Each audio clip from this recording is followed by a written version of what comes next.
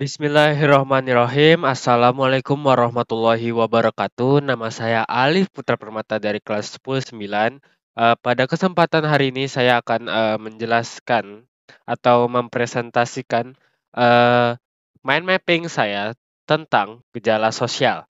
Dalam mind mapping ini ada 4 poin yang saya sampaikan dalam mind mapping yang saya buat. Yang pertama itu ada pengertian. Kalian bisa langsung lihat eh, fotonya atau mind mappingnya dalam 1, 2, 3.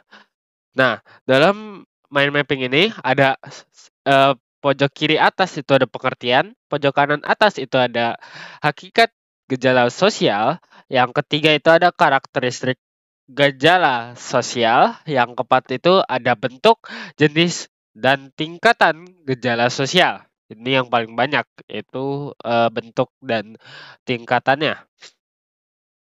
Kalian bisa pause sendiri untuk membaca satu persatu, atau kalian bisa menunggu saya untuk menjelaskan satu-satu dari pengertian sampai akhir. Nah, jika kalian ingin mendengarkan saya menjelaskan dari 1 sampai 4, akan dimulai dalam 1, 2, 3. Nah, yang pertama itu ada pengertian. Bentar ya. Yang pertama ada pengertian. Gejala sosial adalah peristiwa yang terjadi di antara manusia, baik individu maupun kelompok. Gejala sosial meliputi aspek ekonomi, budaya, politik, dan moral, dan muncul akibat hubungan sosial antar manusia. Hubungan ini dapat menciptakan kestabilan, tetapi juga bisa menimbulkan masalah atau penyimpangan, yaitu gejala sosial tersebut bisa positif atau negatif. Yang kedua, itu ada menurut Emil Durkheim, gejala sosial harus dilihat sebagai fakta objektif di luar diri individu. Gejala sosial timbul dari aktivitas manusia dan masyarakat yang lebih berpengaruh dalam menentukan perilaku individu dibandingkan dengan lingkungan geografis atau teknis. Setiap gejala sosial dapat saling mempengaruhi seperti keyakinan agama yang mempengaruhi praktik ekonomi dan kepentingan ekonomi yang menentukan teori politik.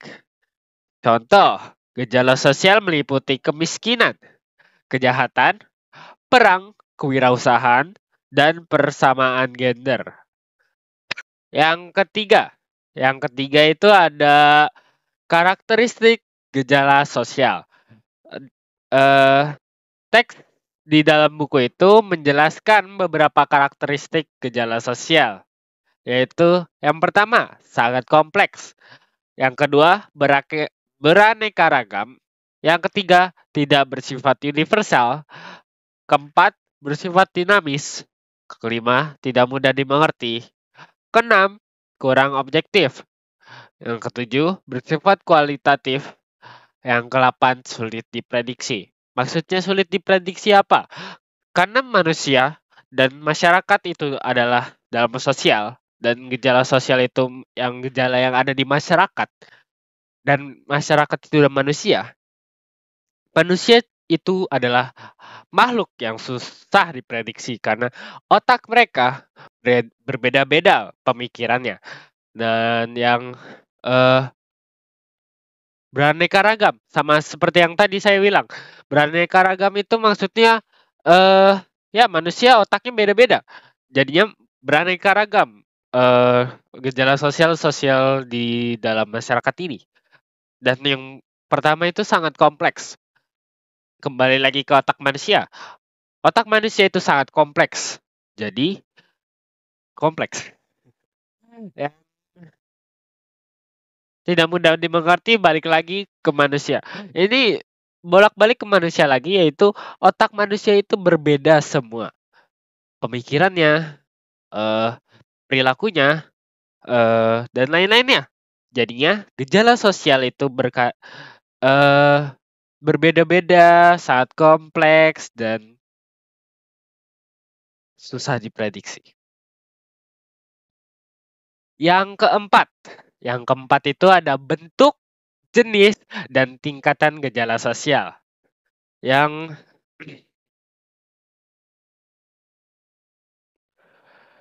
yang pertama,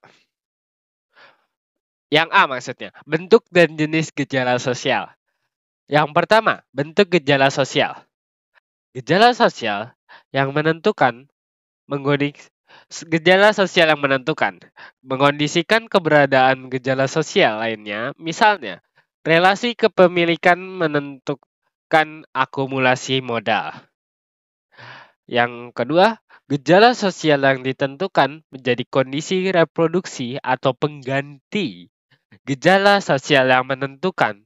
Misalnya, kapitalisme ditentukan oleh akumulasi modal. Yang kedua, jenis gejala sosial, religius, ekonomi, politik, hukum. Ada 4. Yang pertama religius itu berkaitan dengan agama pastinya. Yang kedua, ekonomi. Berkaitan dengan kegiatan ekonomi seperti jual beli, eh, yang bergantung kepada jual beli, ekonomi, eh, uang, eh, pasar atau yang membeli. Yang ketiga, politik. Berkaitan dengan sistem politik seperti saya kurang tahu. Yang keempat itu ada hukum, berkaitan dengan aturan hukum. Tadinya saya hampir keceplosan politik itu sama kayak hukum, ternyata beda.